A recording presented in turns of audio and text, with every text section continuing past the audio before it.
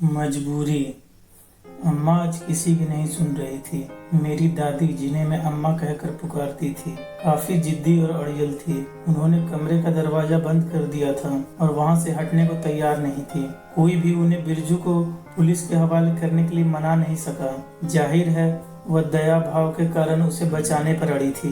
10 वर्षीय बिरजू उस वक्त अम्मा के साथ आया था जब उनकी शादी हुई थी। तब से वे उसकी अभिभावक थी। बिरजू यहाँ पर ही उनके बच्चों के साथ खेलकर घर के छोटे मोटे काम करते हुए बड़ा हुआ था। अम्मा ने उसे अच्छा खाना, कपड़े, खिलौने और शिक्षा दी थी। बिरजू भी उनके प्रति समर्पित था। ऐसा उस दिन तक लगा था जिस दिन बिरजू को मेरी माँ की सोने की चेन की चोरी करते हुए नहीं पकड़ा गया था। इस बात का पता चलते ही हंगामा मच गया और बिरजू की उस वक्त तक जमकर बेरहमी से पिटाई की गई जब तक अम्मा उसे बचाने नहीं आई। अम्मा उसे बचाकर खींचते हुए कमरे में ले गई और बंद कर दिया। अब वह दरवाजे पर खड़ी थी और किसी को दरवाजा खोलने नहीं दे रही थी। मेरे माता पिता का विरोध भी काम नहीं आया और उन्होंने हार मान ली। दोनों ने उस वक्त कार्रवाई करने का निर्णय लिया जब अम्मा सुबह के वक्त सो रही हो।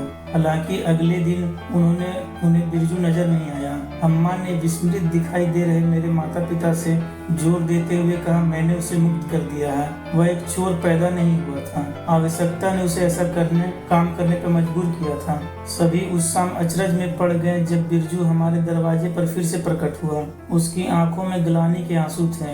रोते हुए अपनी गलती को मानते हुए वह बोला, मुझे माफ कर दे अम्मा, मैं आपे से बाहर हो गया था। मैं अपनी बेटी का दाखिला एक अंग्रेजी माध्यम के स्कूल में करना चाहता था। मुझे आपके यहाँ चोरी करने के बजाय कड़ी मेहनत करनी चाहिए थी। विजयी मुद्रा में दिखाई दे रही अम्मा ने मेरे माता पिता से कहा, लोग अच्छे या बुरे नहीं होते, परिस्थिति उन्हें ऐसा बनने पर मजबूर कर देती है। दया भाव ही व्यक्ति को सही मार्ग पर वापस लाने का एकमात्र मानवीय तरीका है। इस प्रकार अम्मा के दिए सीख से बिरजू सही रास्ते पे आ गया और दोबारा ऐसी गलती नहीं की। अगर ये कहानी आपको पसंद आए तो चैनल को सब्सक्राइब जरूर करें। वीडियो देखने के लिए धन्यवाद।